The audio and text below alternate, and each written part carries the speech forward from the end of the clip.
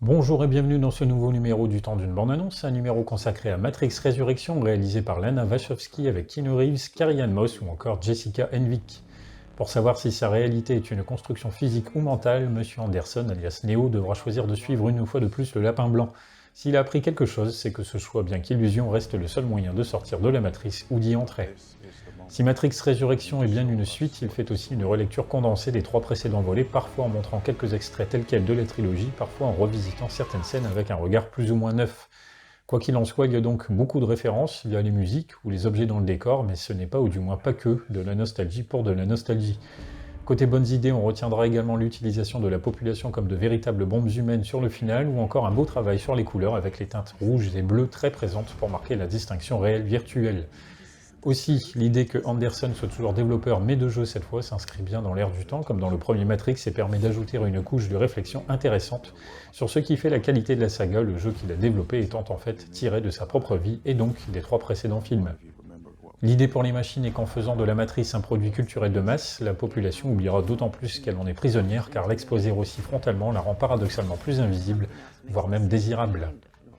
Bien que fait peu subtilement, cela donne à Résurrection un côté méta intéressant. On assiste notamment à une séance de brainstorming autour de la trilogie vidéoludique, qui de fait renvoie directement à la trilogie cinéma. Cela peut aussi prêter à sourire, car les jeux vidéo officiels Matrix n'ont quant à eux pas autant marqué l'industrie que les films. Malheureusement, le brainstorming en question n'a visiblement pas porté ses fruits, car ce 4e Matrix apporte aussi son lot d'idées nettement moins inspirées. Le traitement global des personnages est déséquilibré, Morpheus et Bugs perdent en intérêt au fil du film, Niobe est incohérente avec ce qui nous a été montré dès l'épisode Reloaded, le nouveau Smith est beaucoup moins iconique, enfin le mérovingien semble n'être plus qu'une parodie de lui-même. Côté scénario, il y a pas mal d'absurdités, vouloir sauver l'élu alors que les humains et les machines sont actuellement en paix passe encore, mais pourquoi vouloir sauver Trinity au risque de mettre en danger toute la ville de Io qui n'a rien demandé, et à quoi servent tous les personnages secondaires sur le final vu que Neo et Trinity semblent s'en sortir très bien sans eux. Mais ce qui est bien plus problématique encore, c'est que les scènes d'action sont très pauvres en termes de réalisation. Matrix 4 fait le choix de plans rapprochés et d'une caméra souvent à l'épaule.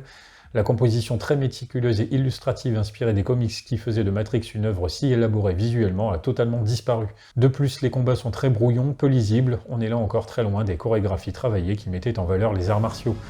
Si Matrix de 1999 était une œuvre révolutionnaire, celui de 2021 est plus quelconque. Il propose pas mal d'idées mais souffre d'un rythme inégal et d'une esthétique très largement inférieure à la trilogie d'origine. L'héritage était sans doute trop lourd à porter pour Résurrection qui, contrairement à l'élu, n'a pas su exploiter tout son potentiel. Merci de m'avoir écouté et n'oubliez pas, le temps d'une bande-annonce reviendra.